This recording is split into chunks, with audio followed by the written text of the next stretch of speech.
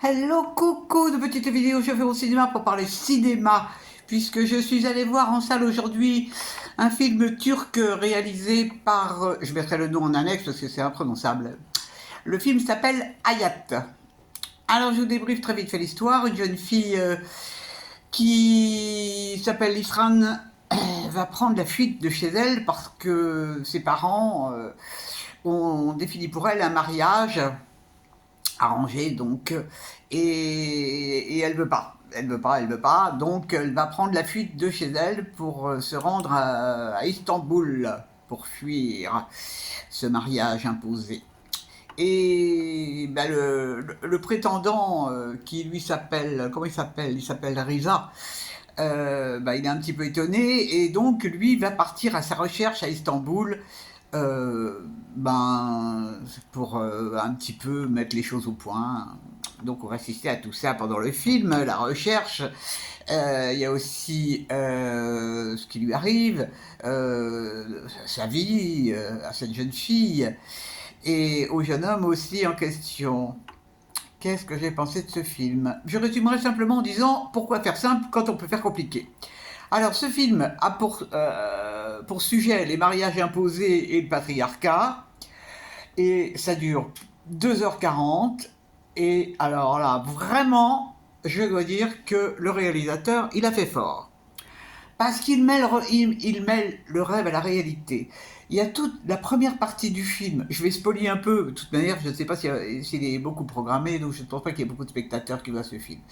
Il y a toute une première partie où elle est, donc paraît-il, à Istanbul, elle a trouvé refuge chez un camarade qui est en relation avec des proxénètes.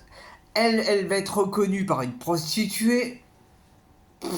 Mais je ne sais pas où est-ce que le réalisateur il était chercher ça. Vraiment, c'est pas simple du tout, du tout, du tout.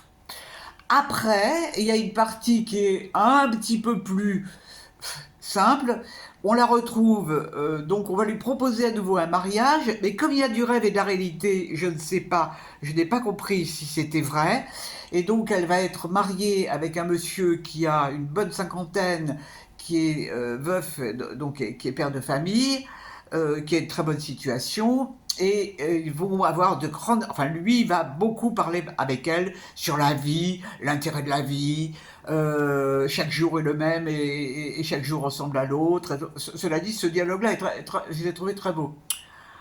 Et puis, bah, elle prend à nouveau la fuite, d'après ce que j'ai pu comprendre. Elle retourne chez ses parents, où alors là, elle va savoir que l'ancien prétendant voudrait avoir ses nouvelles, donc elle va le revoir. Et je vous raconte la fin, ils finissent par se marier. Voilà. C'est pas beau la vie? Vive le patriarcat! Vive le patriarcat! Vive les mariages opposés!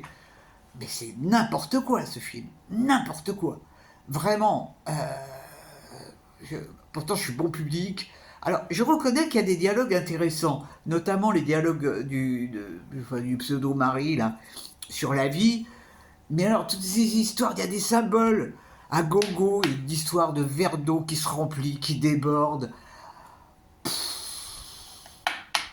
Secours, secours, secours. Alors, j'avais prévu de le voir ce film, il a été encensé ce matin et chaudement recommandé au Masque et la Plume, j'en ai méfié d'ailleurs, parce que la fille qui l'a recommandé en général, je ne suis pas de son avis.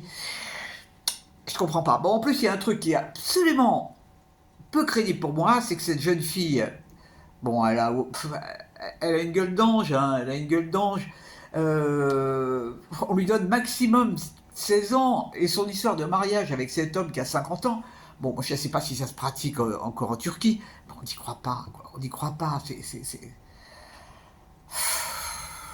Mon Dieu, mon Dieu, mon Dieu. Je suis resté jusqu'au bout, hein. Je suis resté jusqu'au bout. Heureusement, comme ça, j'ai vu que finalement, elle était vachement contente puisqu'elle se mariait avec le monsieur qu'elle avait refusé au départ. Aïe, aïe, aïe, aïe, aïe. Enfin. Bon. Donc, ça s'appelle Hayat. Je peux même pas dire que j'ai vu qu'il y avait des beaux paysages, j'ai pas regardé les paysages. J'ai été tellement scotché par ce film à me dire, mais qu'est-ce que le réalisateur il a voulu dire, quoi?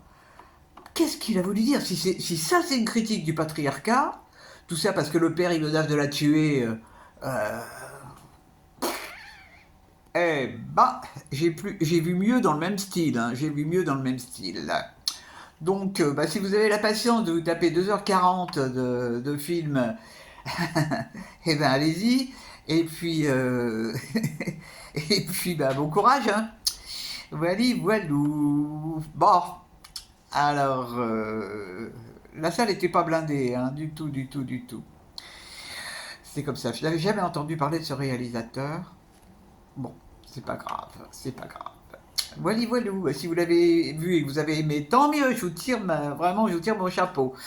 Et si vous l'avez aimé et que vous n'avez pas, et si vous l'avez vu et que vous n'avez pas aimé comme moi, eh ben je comprends pourquoi. Voilà, voilou. Allez, je vous dis salut, salut, à la prochaine. Promis, je vais aller voir un film complètement idiot, je m'en fous, mais je veux plus de films compliqués là. J'ai pas envie de films compliqués. Parce que chaque jour est comme le jour précédent. Ouais, bah ça c'est vrai, hein. En tant que retraité, je peux vous dire que c'est vrai que les jours se ressemblent. C'est pas nouveau. Quand on bossait aussi, les jours se ressemblaient. Donc c'est de la philosophie à 2 balles. Allez, salut, salut. À la prochaine pour parler cinéma ou loukoum.